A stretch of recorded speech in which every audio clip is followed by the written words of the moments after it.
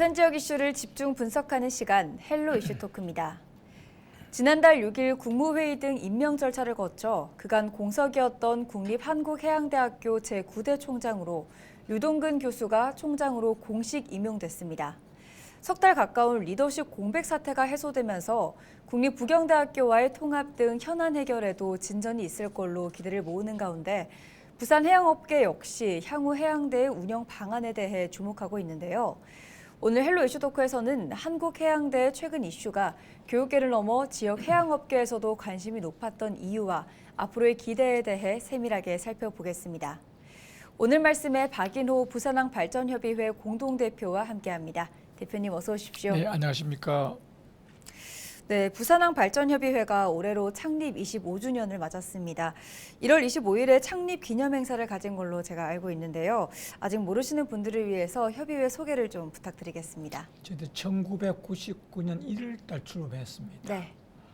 쉽게 이야기하면 해양국민운동 단체입니다. 전국에서는 유일하고요. 네. 저희들이 아마 처음으로 이런 정책운동 단체를 만들어서 지금까지 해왔습니다. 네, 이게 이 부산항발전협의회가 공적 자원 없이 25년간 지속 운영되었다는 얘기잖아요. 이게 가능했던 이유가 뭘까요? 글쎄요, 딴 단체도 안 있겠습니까만은 저희들은 그 회원들의 협의, 네. 또 그 다음에 독지가들의 어떤 그런 어떤 좀 기부 네네. 이런 게 계속 왔습니다. 그래서 저희들 정부 지원을 받으면 여러 가지 제약이 많기 때문에 네네. 우리 스스로 그걸 받지 않았습니다. 아. 그것이 오늘날 보면 저도 원래 월급을 받지 않았습니다만은 네네. 잘한 것이다 이렇게 생각합니다. 앞서 이제 정책 시민단체라고 말씀해 그렇게 주셨잖아요. 합니다. 이게 일반 시민단체와 정책 시민단체와 좀 구별되는 게 뭐가 있을까요?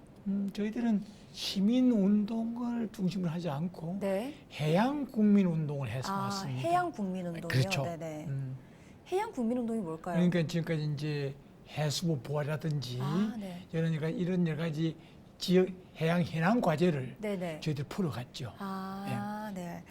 네, 그럼 대표님은 이제 한국이 신해양 강국으로서 이제 발돋움 하려면은 어떤 과제가 있다고 보십니까? 일단 지금 한국의 해양에 우리 가족의 수가 450만입니다. 네. 그럼 세계 3대 해양 강국입니다.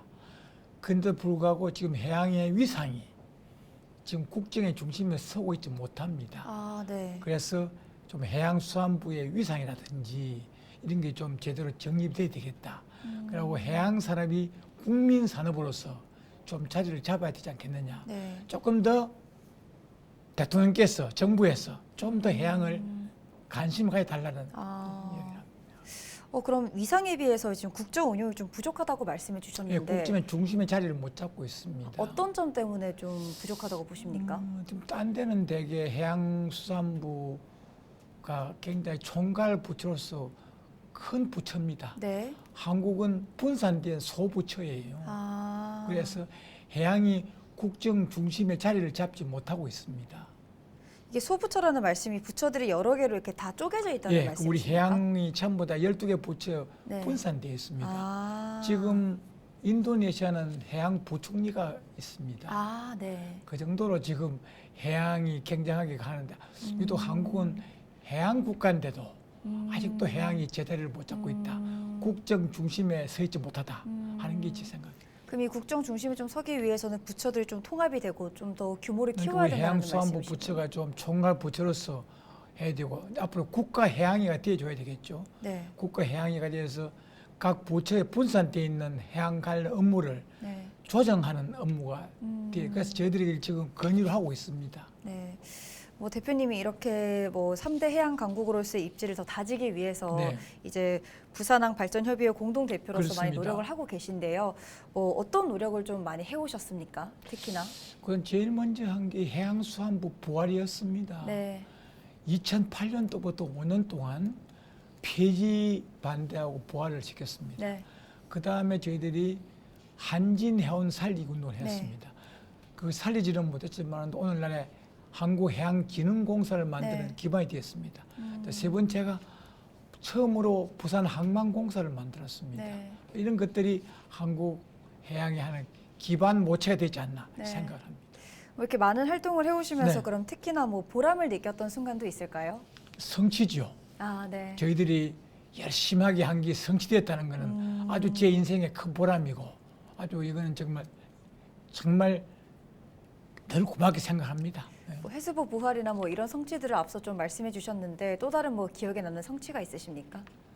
저희들이 이제 요 제가 배지가 있는데 네. 997 배지입니다. 어떤 배지라고요? 아, 이 997 네, 배지요? 네. 한국의 어떤 배지입니까? 수출입을 99.7%를 아, 해운이 네. 담당하고 있습니다. 아, 네. 혹시 몰라셨죠? 네, 몰랐습니다. 99.7%를 해운이 담당하고 있습니다. 수출입을. 아, 네. 그래서 그 997 운동을 저희들이 정리하고 있습니다. 그때 좀 제일 많은 성과와 또 보람을 그래, 느끼셨다. 했습니다. 네.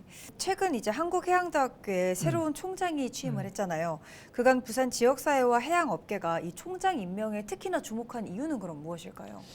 참 그동안에 한 3개월 동안 우리나라의 그 해양대학이 많이 훼손이 됐어요. 네. 총장 임명이 늦어서 네. 다행히 유동근 구대 총장이면 참 다행입니다.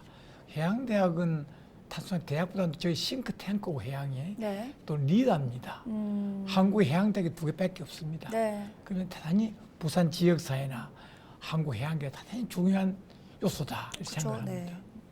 그렇다면 이 부산항 발전협의회와 한국해양대학교와의 접점은 무엇일까요? 저희들이 상당 부분 자문을 해주고 있고요. 아, 해양대학교요. 해양대학에서요.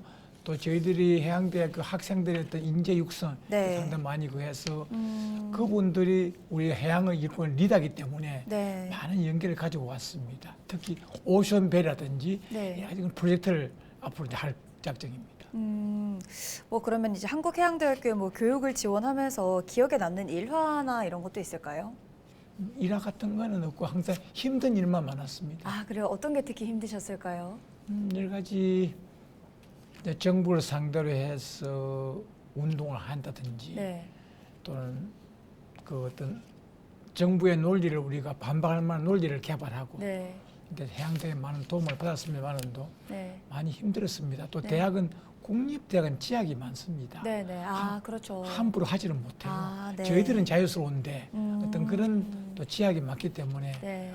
어려운 점이 많아서 아. 좀 앞으로는 좀 더 이제 한국해양대학하고 저희들 단체하고 좀 더 폭넓은 좀 부산 지역사회의 해양수도 발전을 네. 위해서 아마 네. 좀 노력을 해야 된다고 아. 생각하죠. 지금보다 조금 더 긴밀한 연관이 있으면 그렇습니다. 좋겠다라는 예, 말씀이시군요. 네, 그럼 한국해양대학교가 이 부산에 미치는 영향과 역할은 그럼 무엇이라고 보십니까? 아주 큽니다. 네. 한국도 크고요. 네. 해양대학이라는 게 특히 인재도 그렇고 네. 싱크탱크도 그렇고 네. 모든 정책의 산실이 해양대학입니다. 아, 네. 그런 점에서는 뭐 해양대학은 그동안에 쭉 이제 부산의 항만공사라든지 많은 기관을 만들 때 전부 해양대학의 자문을 받고 했어요. 그만큼 해양대학이 하나의 학생을 하는 그런 것보다도 정책 싱크탱크 역할을 더 많이 했다. 아, 네. 그래서 앞으로도 아마 더 폭이 넓어질 것 같습니다. 네, 한국해양대학교가 이렇게 부산에 미친 영향과 역할이 참 크다고 그럼 보여지는데 그럼 그만큼 해양수산부도 한국해양대의 역할과 또 뭐 부산에 미친 영향을 인정하고 좀 받아들이는 분위기입니까? 잘 그렇습니다. 지원해 주는 분위기입니까?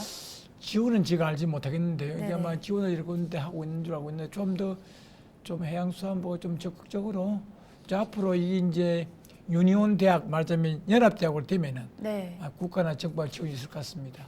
네, 총장이 취임한 만큼 해양대학교가 해야 할 일이 많아 보입니다. 우선 공석 기간 동안 진전이 없었던 일들을 빠르게 해결해야 될 텐데요. 이제 먼저 급한 것이 앞서 말씀해주신 글로컬 대학 30사업 선정권이라는 의견이 있습니다. 부경대와 통합 사안에 진전이 없었는데요. 이 해양대와 부경대 통합 시도에 대해서는 그럼 어떻게 보고 계십니까? 참 구대 유동근 총장께 그는 기대가 큽니다. 네. 그래서 이게 지금 이제 유니온 대학으로 해서 연합으로 가는 거죠. 해양에. 두 번째 오션벨입니다. 그래서 이런 걸 앞으로 진행시키는데 해양대학이 아마 결정적인 역할을 해줘야 될 것 같고요. 특히 한국의 해양하고 수산계통은 2개밖에 없습니다. 네네. 부경대학하고. 네. 그래서 앞으로 아마 쉽지는 않지만은 글로컬 대학으로 지정이 돼서 이것이 발전되었으면 합니다. 네, 이게 뭐 글로컬 대학 사업으로 글로컬 대학 30으로 선정이 되면 많은 혜택이 있을 건데요. 한국해양대 학생들은 그럼 어떤 혜택을 좀 누릴 수 있을 거라고 보십니까? 이런 대학의 규모가 커집니다. 네. 커지고 한국의 해양수산의 모든 메카가 부산에 됩니다. 그렇기 때문에 정부 재정 지원도 많기 때문에 네. 여러 가지 학교 육성 자금도 많아지고요. 인재 진출 기회가 많아집니다. 그리고 조금 전에 말씀드린 그 오션베이라고 그래서 이 오션 쪽에 조금 더 해양수산이 힘을 합해지면은 네.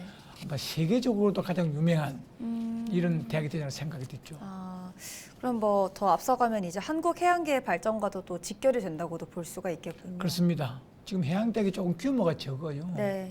그래서 늘 어려운데 이번에 이런 기회에서 좀 규모가 커지고 네, 네. 좀 더 많은 인재를 그쵸. 좀 육성하는 기회가 됐으면 합니다. 네, 그럼 참 이게 통합이 빨리 되면 좋겠지만 사실 통합 과정이 쉽지만은 않잖아요. 생각보다 빨리 통합되지도 않을 것이다라는 이야기도 나옵니다. 대표님께서는 이 두 대학이 통합 수순을 밟게 된다면 통합을 위해서 어떤 과정을 거쳐야 무난히 통합에 안착된다고 보십니까? 저는 이 통합 전에 연합 이걸 빨리 된다고 생각합니다. 아, 빨리 된다고 이 생각하십니까? 고로칼의 가장 표본이 네. 한국해양대학하고 북경대학입니다. 네, 해양수는 한국에 이것밖에 없습니다. 네, 그런 의미에서 나는 이거는 두 대학에 다 장점이 또는 덕이 많기 때문에 네. 저는 이건 별 지장 없이 큰 장애물 없이 빠른 시일 내에 연합대학에서 통합으로 넘어간다 생각을 합니다. 아, 근데 사실 뭐 통합 과정에서 학생들의 의견도 있고 뭐 여러 가지 이해관계들이 얽혀 있는 것들이 많잖아요. 그럼에도 불구하고 대표님은 왜 이게 통합이 빨리 된다고 보십니까? 딴 대학에 따라서 이건 성격이 같은 거예요. 해양수산은. 딴 네. 대학의 통합은 성격이 다릅니다. 아, 부경대와 그렇죠. 해양대 통합은 다른 그, 글로컬 예. 대학들의 통합과는 차원이 북경대학은 다르다는. 수산이 중심이 되어 있고요. 네. 해양은 해양이 중심이 되어 있거든요. 네. 그래서 여기는 동질의 성격이기 때문에 네. 이질적인 게 아니기 때문에 아. 별 장애 요인이 없다. 아, 충분히 빨리 어우러질 수 있는 그리고 조건들을 제일 가지고 장애는 있다. 동창회에서는 동창회가 전폭적 지원을 하고 있습니다. 아, 네, 알겠습니다. 물론 여기에 뭐 한국해대 총장의 역할도 많이 커 그렇습니다. 보이는데요. 부영대 총장님하고요. 네, 한국해양대학교 총장의 역할의 범위는 그럼 일반 대학교 범위와의 차이는 그럼 무엇이라고 보십니까? 해양 전문성입니다. 우리나라가 해양 강국입니다. 네. 세계 3대 해양 강국이에요. 네. 그런 해양 인재를 육성한 동시에 좋은 해양 정책을 산출하겠죠. 네. 그래서 앞으로 저는 우리 한국 해양 강국 리더를 육성하는 곳이고 또 그렇게 이끌어가는 곳이 되죠. 이것이 통합되면은 그 규모의 경제가 대단합니다. 좀 더 자세히 이제 들어가 보면요. 그럼 한국해대와 부경대의 통합에 있어서 한국해대 총장은 어떤 역할을 해야 된다고 보시고 또 부경대 총장은 어떤 역할을 해야 된다고 보십니까? 나는 역할이 별도로 분리되는 것보다도 네. 역할을 같이 해야 생각됩니다. 그래서 지금까지 해양대학의 역사, 부경대 역사와 함께 수산 쪽, 해양 쪽, 네. 그다음에 해양과학 기술 이렇게 합해진다 생각이 되어서 동질의 통합이기 때문에 아, 네. 별 어려움이 없겠다. 정부가 그럼 방향을 잡고 있는 이 신해양 강국을 위해서는 한국해대의 역할이 큽니다. 해양대학교가 교육기관으로서 반드시 염두에 두어야 할 방향은 그럼 무엇일까요? 지금 보기엔 인재 육성 좋지만은 조금 더 세계에 공헌하는 그런 대학으로 갔으면 합니다. 네. 그래서 이 여러 가지 인근 나라들의 공무원도 연수도 시키고 해서 네. 좀 해양대학이 학생의 육성도 하거니와 좀 더 세계적인 해양의 인재를 기르는 이런 곳이 됐으면 합니다. 네, 수년 전부터 또 해양업계에도 스마트화, 친환경 트렌드가 융합하면서 교육 방식, 인재 영입에도 변화가 불고 있습니다. 해양대 역시 변화를 수용해야 할 텐데요. 여기에 해양대는 어떻게 대응해 나가야 된다고 생각하십니까? 앞으로 해양대의 제일 큰 과제는 혁신입니다. 혁신이요? 혁신입니다. 지금까지 어떤 그런 완만한 이걸 넘어서서 네. 좀 더 속도감 있게 조금 더 종합적으로 또 우리 부산을 좀 더 좀 해양 수도로서 역할을 할 수 있도록 하는 그런 노력이 필요할 것 같습니다. 네, 혁신을 말씀해 주셨는데 그럼 부경대와 통합을 해서 구체적으로 어떤 혁신을 좀 이루어 나가길 바라실까요? 이제는 국내를 넘어서서 세계적인 게 필요하다. 그래서 세계적인 이런 해양의 어떤 이노베이션을 전파시키는 이런 역할을 해줘야 되겠다 생각합니다. 이제 앞서 해양대는 해양 쪽, 부경대는 수산 쪽을 이제 조금 더 특화가 되어 있는데 이 두 대학교가 통합을 돼서 조금 더 큰 변화를 이루어내야 된다 이렇게 말씀해 주셨는데요. 그러면 조금 더 나눠서요. 해양대는 어떤 역할을, 부경대는 어떤 역할을 해야 된다고 보십니까? 근데 지금까지 부경대학은 수산 쪽이 좀 많이 특화되어 있었죠. 네네. 이제 해양대 중 해양 쪽이었습니다. 이제 원래 해양수산은 분리되면 안 되는 겁니다.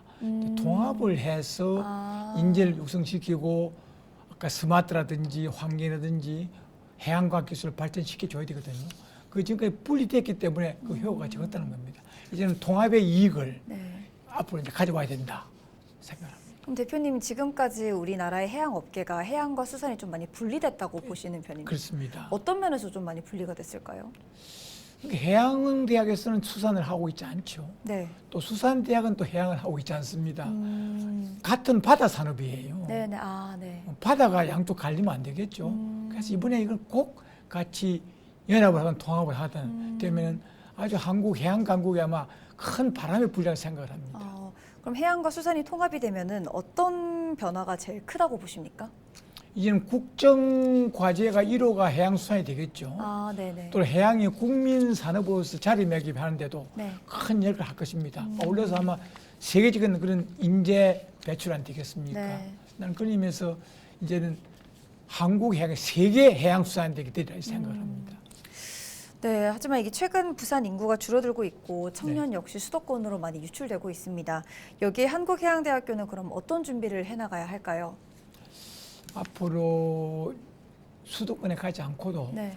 부산서 자기의 능력을 발휘할 수 있는 이런 일자리를 만들어야 되겠죠.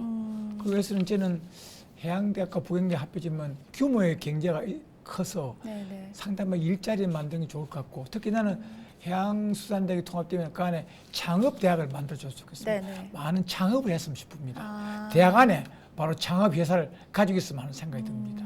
그러니까 일자리 제공뿐만 아니라 청년들의 창업 기회도 조금 더 늘려야 된다는 말씀이시군요. 대학 자체가 창업을 하고 그 회사를 바로 대학이 같이 가졌으면 합니다. 그 청년들이 아무것도 기반이 없는 상태에서 창업을 하는 게 아니라 대학교에서 지원해주는 상태에서 그렇습니다. 창업을 했을 때 조금 더 큰 그렇습니다. 시너지 효과가 날 수 그렇습니다. 있으니까요.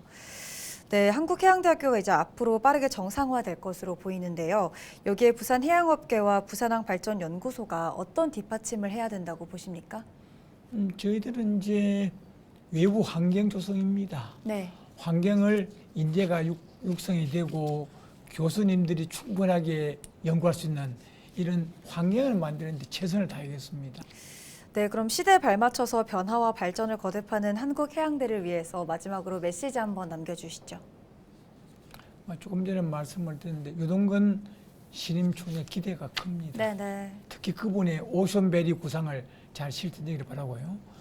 부산이 좀 더 해양수로서 큰 역할을 할 수 있게끔 해양대의 역할에 저희들이 기대를 크게 합니다. 네. 아울러서 좀 정부가 조금 해양대학에 많은 좀 정책 지원을 해줬으면 합니다. 네.